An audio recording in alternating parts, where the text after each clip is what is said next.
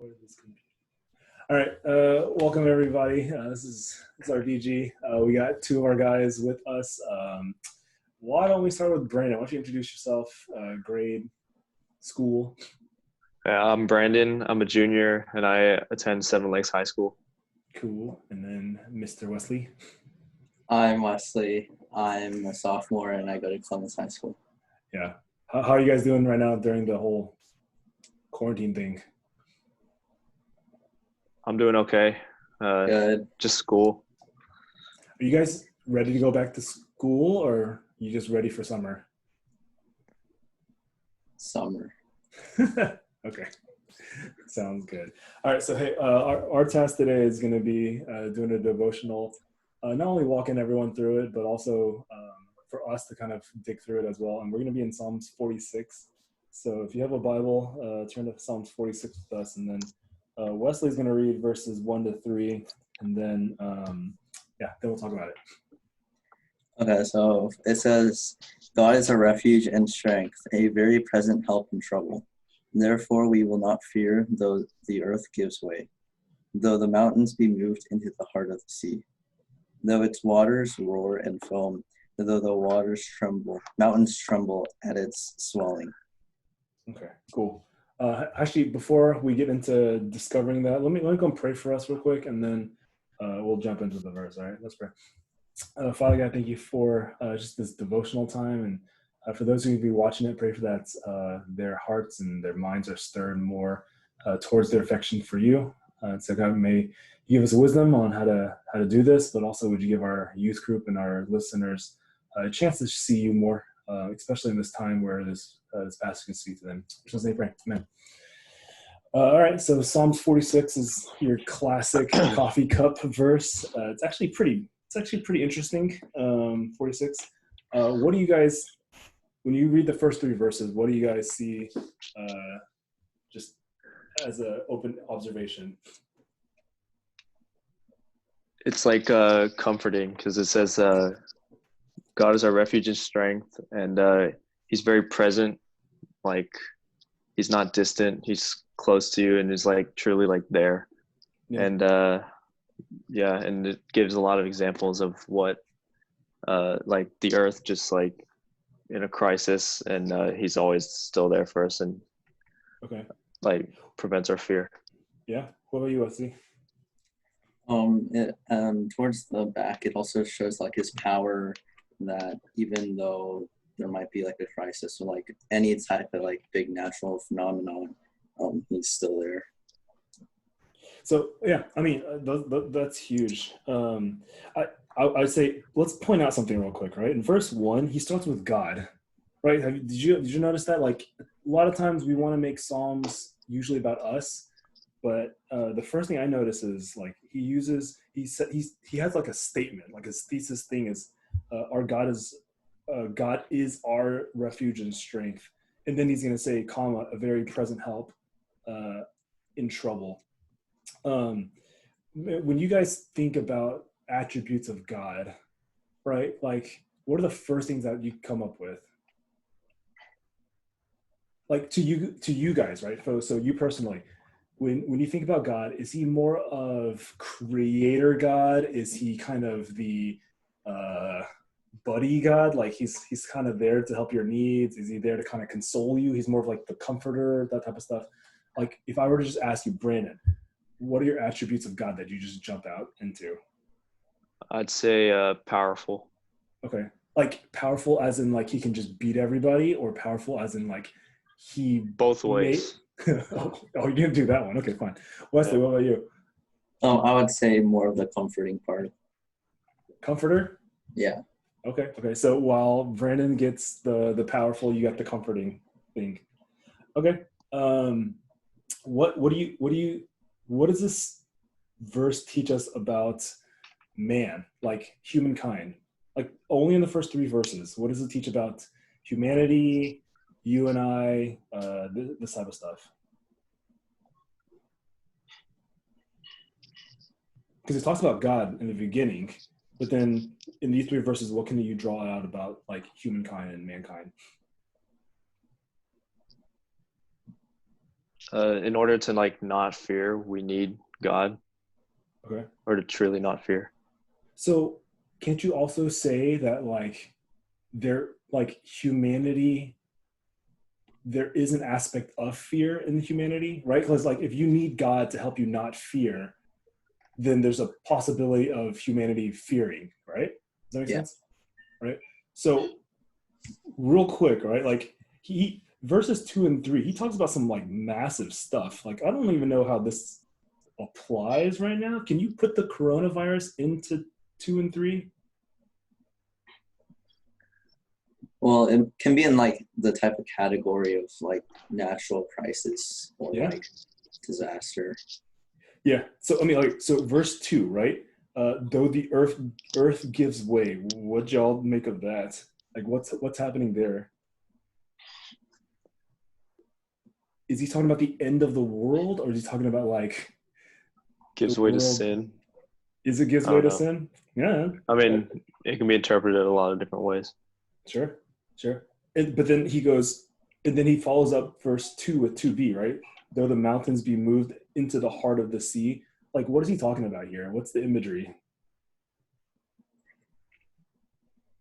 He says, we won't fear, even though, and then he lists off, earth gives way, mountains be moved into the heart of the sea, waters roar and foam, mountains tremble at its swelling. Like, what's going on?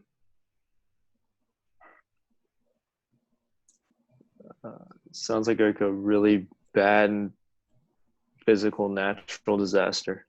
Yeah, yeah, and I would say the psalmist, right? I think what they're trying to do is is this kind of like, oh crap, all these things are happening, please dear God save me, or is there something different that's happening here? Because I'll let you answer first and then I'll interject.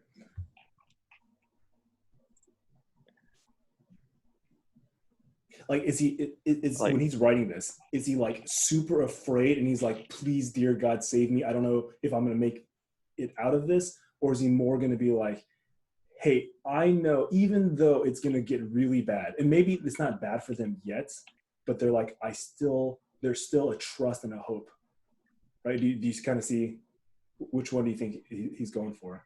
There's more of like a trust and a hope. Yeah. And, okay, so the question is, do you think the people are going through that at this time?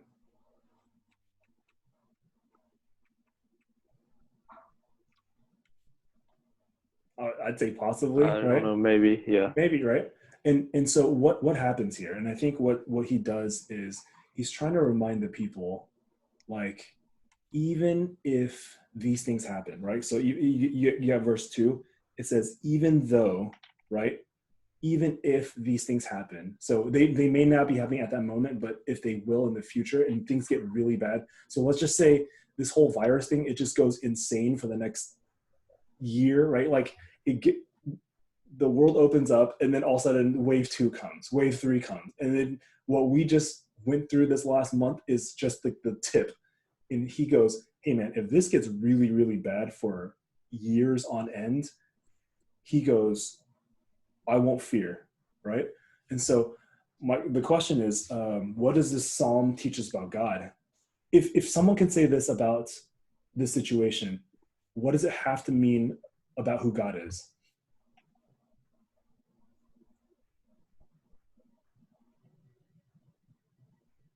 Well, God is our refuge and our strength. Yes, he is. But like, why? And how?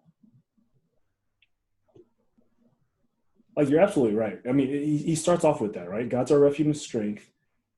He's a very present help in trouble, right? So I'm not saying he's not only just our refuge and strength. He's there at the moment where we need him. Like he's literally there with us, but he's not kind of like 10 minutes late. He's there, right? Like very present. But the question, like my question is like, how can he do this, right? Because usually when you and I right now, we feel like we're in a lot of trouble. Like how it seems sometimes that God is distant. You know what I mean? it seems like in the middle of pain and suffering and loneliness, it feels like we're on our own. How can these people say that God is there? Because how do you move from intellectual into your heart? You know what I mean?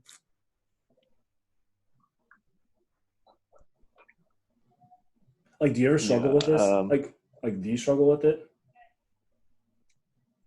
I mean, I guess sometimes, yeah.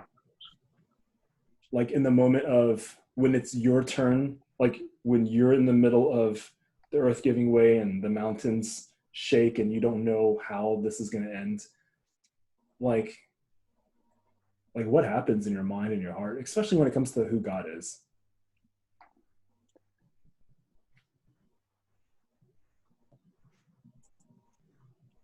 Like right now, I don't know. right? If someone were to ask you, Wesley, Brandon, like you claim to believe in God, you claim that, you know, he's there and he's helping us and he's controlling over all things.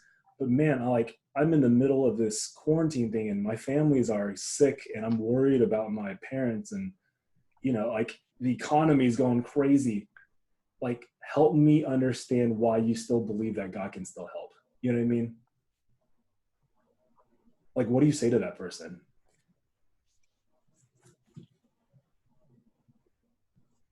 Well, I mean, you could share this thing because it describes like a whole bunch of really bad things happening all at the same time, kind of the way you said, like, you know, the economy is going downhill and you're worried about your parents and grandparents or whatnot. So, and this still says that, you know, you should take refuge in him and he's our strength. So, yeah. So, I mean, if I can ask you guys a semi-personal question, like for you guys this past year, right, including this whole virus thing, what's been some really tough times that you're just like, hey, I don't even know, you know, like I don't even know how we're gonna make it out of this. Like for you, looking back this year, what's been some really hard stuff that really shaped your confidence and trust? Kobe's death. Kobe, yeah. Like what happened? Like, do you remember how you felt when you heard the news? It was on a Sunday. I remember that. Yes. I don't know. I thought it was fake news at first. Well, it was kind of random. I got a text from someone, but that's how I found out about it. And then what was racing through your mind and stuff?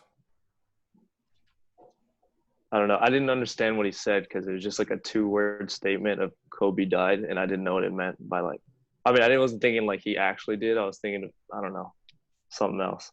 Because like the night before, I remember LeBron had just passed him up on the scoring list or whatever, and he was tweeting about it or something like that. So. And then once you found out that it was legit and it was real, then what were the emotions going through? I mean, you know, it was sad, especially when you found out his daughter died too, and everybody else on that whole thing. Yeah. So.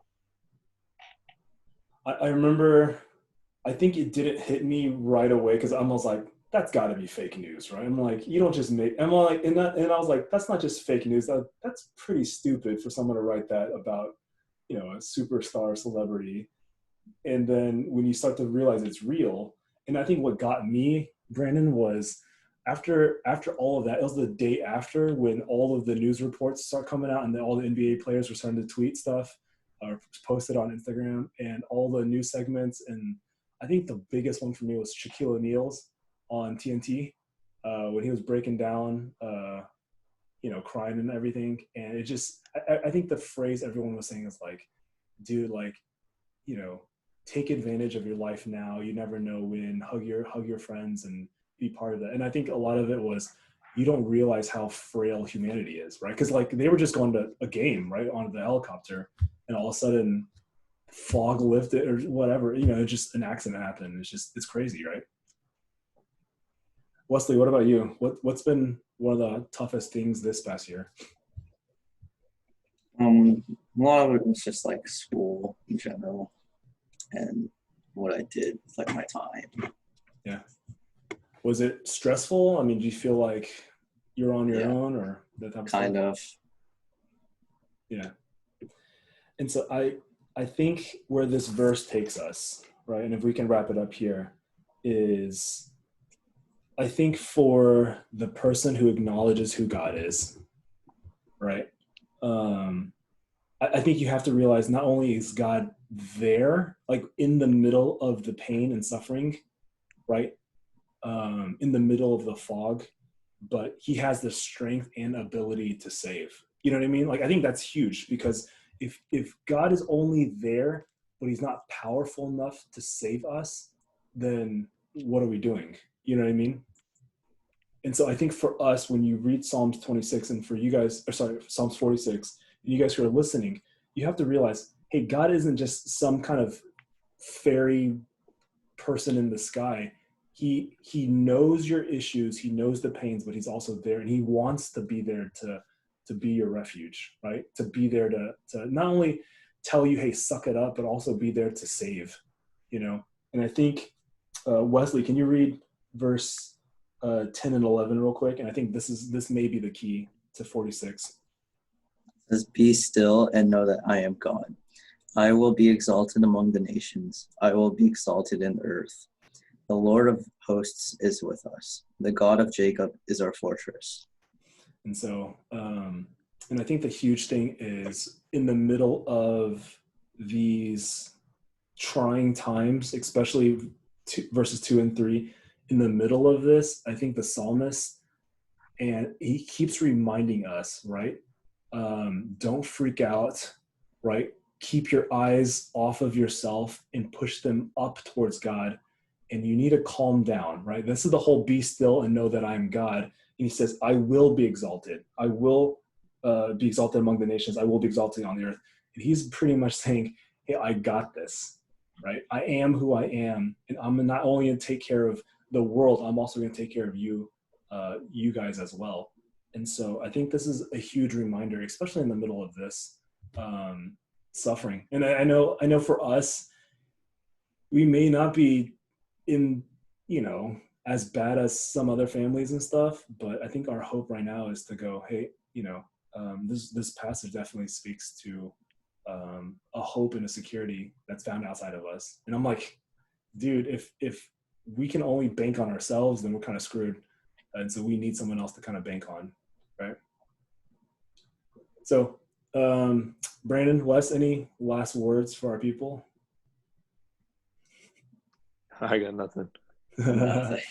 Okay, so if someone were to ask how they can be praying for you guys specifically, what's going on in your lives or in the next couple of weeks that you want people to be praying for you about? We'll start with. I got AP exams. Yeah. When are those? Start next week. Yeah, I have my first AP next week. Okay, so both of y'all are kind of stressed about that? Yeah. All right. So if you guys are watching, be praying for these guys as they start their AP stuff. So, all right. Brandon, can you close us out in prayer? Right, sure. All right. Dear Lord, thank you for this day and this week and this time we can spend together, even if it's virtual, and just to grow more in you and learn about you. And I pray that you would calm everybody's anxiety and just push things closer and closer to being normal. And thank you for the small blessings that you still give to us every day, just like more time to spend with our family and with close people, friends. And pray that you would just take care of everyone and keep everybody safe and stop the spread. And amen. All right. Thanks, guys. We'll see you guys later this week.